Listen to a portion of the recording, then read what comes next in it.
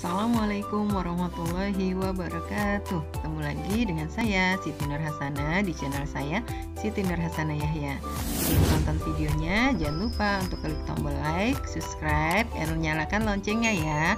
Video kali ini adalah video pembelajaran mengenai metodologi penelitian, lanjutan dari video sebelumnya. Nah, bagaimana cara membuat latar belakang masalah, identifikasi masalah, rumusan masalah, dan tujuan serta kegunaan penelitian di bab 1 untuk semua penelitian. Selamat menyaksikan, semoga videonya bermanfaat. Wassalamualaikum warahmatullahi wabarakatuh. Penelitian teman-teman dan sudah meyakinkan judul apa yang akan teman-teman gunakan atau judul apa yang teman-teman mau angkat, itu sudah mengarah kepada judulnya ya. Nah, kalau situ sudah oke, baru kita masuk ke dalam latar belakang masalah. Nah, latar belakang masalah, pada latar belakang peneliti harus dapat mengekspresikan secara sistematis adanya kesenjangan antara harapan Desollen dan kenyataan Desain, baik kesenjangan secara teoritik maupun kesenjangan secara praktis yang melatar belakangi masalah tersebut diteliti. Nah, coba teman-teman baca paragraf di sini. Ini berat sekali ya, ketika teman-teman mencari judul, bukan mencari masalah. Kalau teman-teman mencari judul, ketemunya hanya judul, tidak ketemu masalah. Tapi ketika teman-teman mencari masalah, maka teman-teman akan bisa membuat, akan bisa mengetahui apa yang terjadi, kesenjangan apa yang terjadi antara harapan dan kenyataan pada variabel yang kita teliti. Kita lihat kesenjangan itu secara teoritik. Secara teoritik itu secara teoritisnya seperti apa? Lalu secara praktisnya. Secara praktisnya itu pada kenyataannya seperti apa? Sehingga melatar belakangi masalah, bukan melatar belakangi judul. Gitu. Karena judul itu didapatkan dari masalah yang kita teliti. Jadi yang melatar belakangi masalah yang diteliti. Jadi kembali lagi saya ingin mengingatkan, pastikan judul penelitian teman-teman semua didasari oleh masalah. Ketika itu tidak didasari oleh masalah, maka untuk membuat latar belakang masalah teman-teman butuh minum ini kali ya, obat gitu ya, karena akan pusing 7 keliling gitu kalau teman-teman mendasari pada judul bukan pada masalah ya. Itu yang harus diingat. Dalam latar belakang harus tertulis dengan jelas mengapa peneliti mengambil judul yang diajukan tersebut. Tertulis dengan jelas. Nah, biasanya ketika ini teman-teman yang udah masuk ke channel YouTube saya Siti Nur Hasanah Yahya, di situ saya kasih kisi-kisi untuk sidang, beberapa pertanyaan untuk sidang. Nah, pertanyaan salah satunya ini saya mau jelaskan, pertanyaan yang pasti ditanyakan di setiap sidang, baik itu sidang tesis, sidang disertasi, bahkan skripsi. Apa alasan Anda mengangkat judul ini? Itu pasti ditanyakan. Tidak mungkin tidak. Gitu. Apa alasan Anda mengangkat judul ini? Gitu. Lalu Anda jawab, berkomentar, bla bla bla bla bla bla. Oke. Kalau saya akan tanya, tolong tunjukkan kepada saya ada di halaman berapa apa yang Anda jelaskan itu. Dicari-cari, nggak ketemu. Loh, apakah orang yang akan membaca tesis Anda harus ketemu dengan Anda untuk mengetahui latar belakang masalahnya? Nggak seperti itu. Jadi kita harus benar-benar menuliskan di dalam latar belakang masalah kita. Kenapa kita ngangkat judul ini judul ini, yaitu mulai dari variabelnya di lokasi ini, itu harus terungkap dan tertulis di dalam latar belakang masalah kita. Jadi kalau yang tahu hanya peneliti, ya terus hasil tesisnya buat apa dong kalau tidak diungkapkan? Nah, itu sangat penting gitu ya. Kalau kita tidak mendasari pada sebuah masalah, maka kita akan sulit sekali untuk bisa menjelaskan mengapa kita mengangkat judul tersebut sebagai masalah tersebut sebagai judul dalam penelitian kita. Identifikasi masalah. Identifikasi ini yang saya jelaskan bab 1 ya, teman-teman. Bab 1 sampai bab 3 kalau tidak salah untuk PowerPoint ini.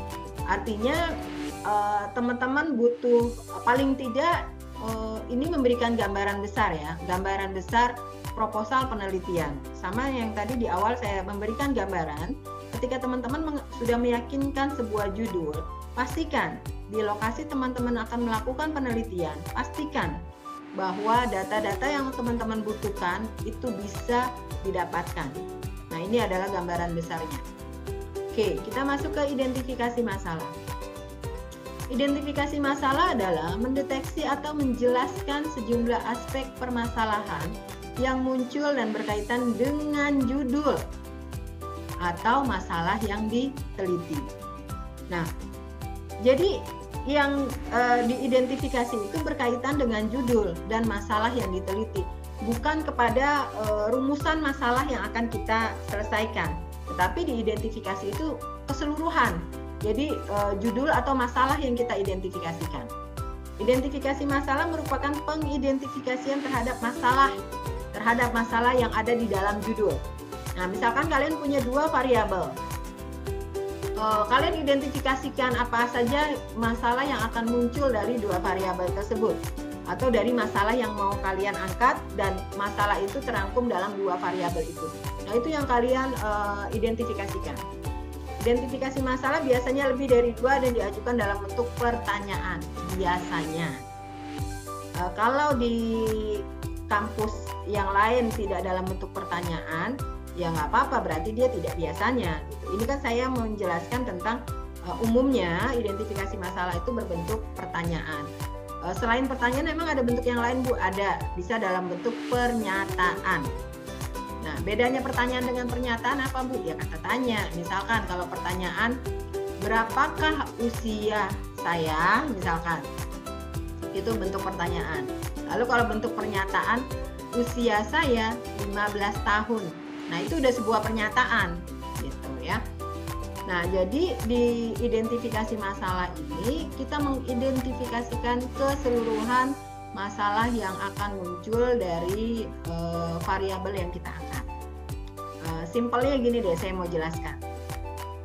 Misalkan saya mengidentifikasikan diri saya hari ini. Saya pakai kerudung warna peach, pakai gamis warna hitam gitu ya. Terus pakai sepatu gitu ya. Tetapi dari identifikasi yang saya identifikasikan terhadap diri saya, yang saya mau teliti cuma satu. Misalkan gamisnya gitu. Nah, itu gamisnya itu adalah rumusan masalah. Gamisnya mulai dari beli di mana, harganya berapa, bahannya apa. Nah, jadi dari semua masalah, dari identifikasi yang ada, tetapi saya tidak mau meneliti semuanya. Nah, itulah yang disebut dengan rumusan masalah nantinya. Nah, tapi identifikasi itu harus keseluruhan seperti yang sudah dijelaskan. Selanjutnya, rumusan masalah. Nah, rumusan masalah adalah masalah yang sedang diangkat dalam penelitian. Nah, itu yang tadi saya bilang. Yang saya mau teliti adalah gamisnya, belinya di mana, harganya berapa, bahannya apa gitu ya. Nah, itu nanti akan terjawab di dalam bab 4. Rumusan masalah yang baik akan menggambarkan jenis, sifat, dan hubungan antara variabel-variabel yang diteliti. Rumusan masalah yang baik. Tujuan penelitian. Tujuan penelitian adalah untuk mengungkapkan secara langsung tentang sasaran yang ingin dicapai melalui penelitian. Tujuan penelitian dibuat harus disesuaikan dengan rumusan masalah yang dibuat oleh peneliti.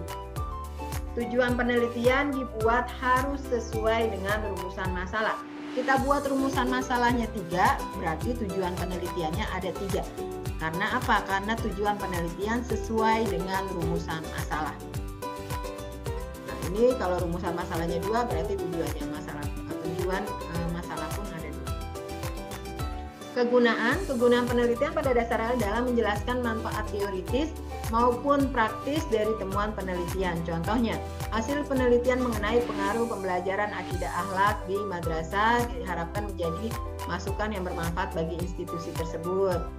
Hasil penelitian ini diharapkan menambah hasanah keilmuan dan bahan rujukan bagi peneliti berikutnya. Nah, ini contoh penggunaan penelitian. Nah, ini sudah masuk bab 2 sebenarnya. Oke, sebelum masuk ke ini tadi sampai kegunaan aja ya. Sampai kegunaan ini ranahnya bab 1. Ranahnya bab 1. Thank you for watching. Jangan lupa untuk terus dukung channel saya dengan cara klik tombol like, comment, subscribe. Dan jika menurut Anda video ini bermanfaat, jangan lupa di-share ya. Terima kasih. Wassalamualaikum warahmatullahi wabarakatuh.